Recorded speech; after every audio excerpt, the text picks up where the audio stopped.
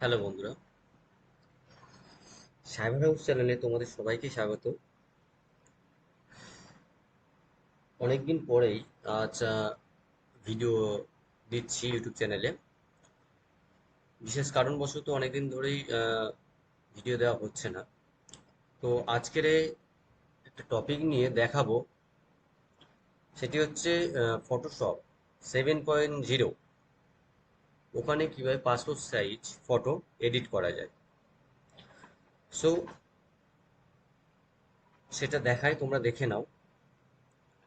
First search option, আমরা ফটোশপের যেটা আছে সফটওয়্যারটা সেটা ওপেন করে নেবো। দেখো অ্যাডোব ফটোশপ 7.0 ওপেন করলাম।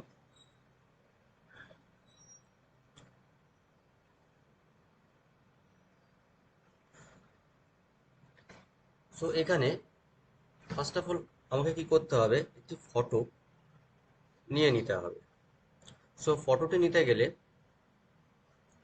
প্রথমে কি করতে হবে, ফাইল, ফাইল থেকে ওপেন, ওপেনে গিয়ে পুরো একটি ফটো আমি নিয়ে নিচ্ছি।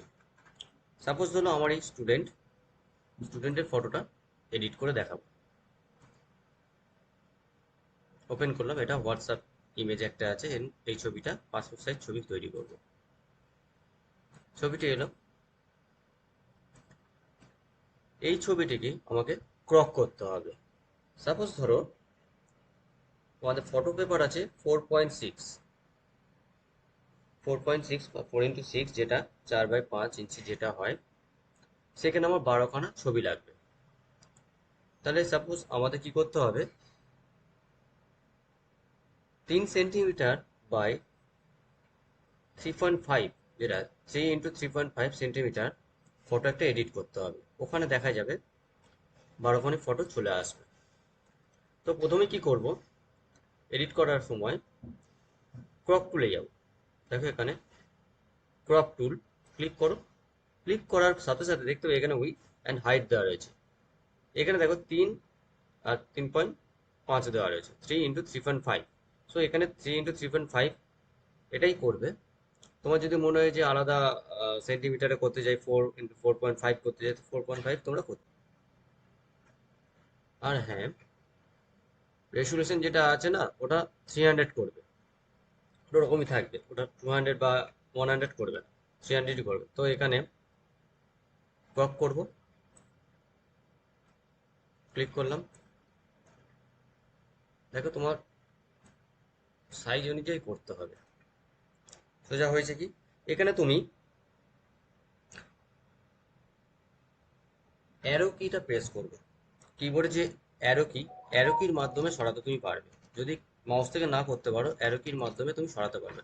করার পর এখানে ক্লিক করে দেবে। দেখো ছবিটা চলে এসেছে। চলে আসার পরে ব্যাকগ্রাউন্ডে যেটা কালারটা রয়েছে, ব্যাকগ্রাউন্ডের কালারটা তুমি চেঞ্জ করতে চাইছো। তো এখানে ব্যাকগ্রাউন্ড কালার যেটা রয়েছে না, এখানে দেখো ব্যাকগ্রাউন্ড কালার আমি এই কালারটা দিতে চাইছি। সো ব্যাকগ্রাউন্ড কালার আমার এটাই কাজ করবে। এখানে তুমি কি করবে, এই যে টুলটা রয়েছে দেখো, ম্যাজিক টুল, ম্যাজিক টুলটা দিয়ে এখানে জাস্ট ক্লিক করে দাও। যেখানে যেখানে ক্লিক হচ্ছে না, সেখানে তুমি শিফট প্রেস করবে, কিবোর্ডে শিফট প্রেস করে ফিল করে নাও। ফিল করার সাথে তুমি এডিটে যাবে। এডিটে গিয়ে তুমি এখানে ফিলে যাও। ফিল থেকে গিয়ে এখানে ব্যাকগ্রাউন্ড কালার, ফোরেড কালার যদি করো না, এই কালারটা চলে আসবে।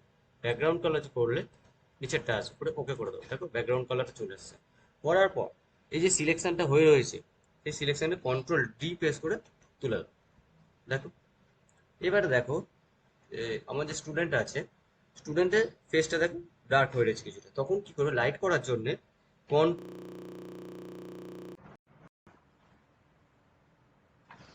এবার RGB যেটা রয়েছে না, RGBটা জাস্ট লাইট বাড়ানো কমানো, দেখো দেখো লাইট বাড়ছে কমছে। তোমার যদি আর একটু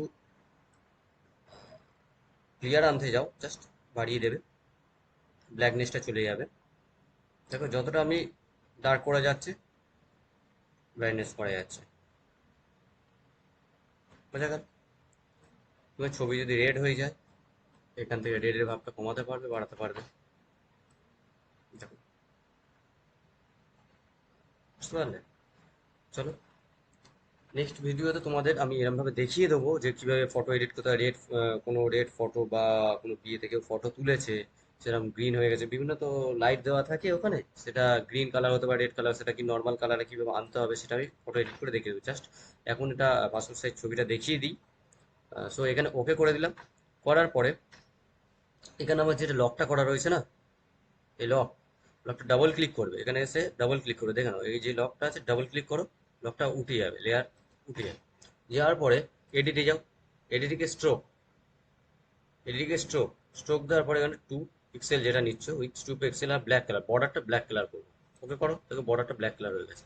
এবার কি করব, নেক্সট ফাইলে যাব, ফাইলে গিয়ে নিউতে যাব, নিউ গিয়ে আমি ধরো যে পেজের উপর একটা 4x6 পেজ, হ্যাঁ 4x6 এর পেজ ফটো পেপারের উপরে আমি প্রিন্ট করতে চাইছি, সো সেটা তোমার নিতে হবে। 4x6 এর সিলেকশন করে এখানে তুমি আলাদা পিকচার নিতে পারো, বা যে ফটো পেপার যেটা পিকচার বলছি, যেটা ফটো 2.3 বা 4x6, যেটা আছে 5x7 আছে, 8 10 আছে, এই 4 নিতে পারো, অসুবিধা নেই। সেরকম তোমার চুজ অনুযায়ী করতে হবে কাজ। 4x6 এর উপর করবো, সেহেতু 4x6 করলাম, করার পর ওকে করলাম, দেখো চলে এসেছে। সো এটা একটু বড় করে নিলাম। এবার ড্রাগ করব, জাস্ট এখানে এলাম মুভ টুলেতে, যেহেতু এটা মুভ করবো, ছবিটাকে শেপে ধরে ড্র্যাগ করে এখানে নিয়ে এলাম, দেখো চলে এসেছে ছবিটা। এবারে কি করব, একটা তো ছবি এসেছে, এটাকে কপি করতে হবে। কি করব, ছবিটার উপর গিয়ে কিবোর্ড থেকে অল প্রেস করব, প্রেস করার পরে ছবিটাকে ড্র্যাগ করে নেবো, দেখো আরেকটা ছবি হয়ে যাবে। হলো। ফের নেক্সট কি করবো, ফের ড্র্যাগ করব এই ছবিটাকে ধরে, অল্ট প্রেস করে, দেখো 3টে ছবি চলে এলো। এখানে তো লেয়ার কটা পড়েছে, 1 2 3টে লেয়ারকে আমি একটা করব। কি করব, কন্ট্রোল ই, কন্ট্রোল ই প্রেস করলে দেখো 2টো ছবি অ্যাড হয়ে গেছে। ফের কন্ট্রোল ই করলাম, 3টে ছবি অ্যাড হয়ে গেল, দেখো 3টে ছবি অ্যাড হয়ে গেছে। এখানে অ্যাড হয়ে যাবে, দেখো আমি সরাতে পারবো, অ্যারো কি দিয়ে ডান দিক বাম দিক করতে সরাতে পারবো। সো এবার অল্ট প্রেস করব, কিবোর্ড থেকে অল্ট প্রেস করে নিচে নামিয়ে দিলাম, দেখো এটাই কপি হয়ে গেল।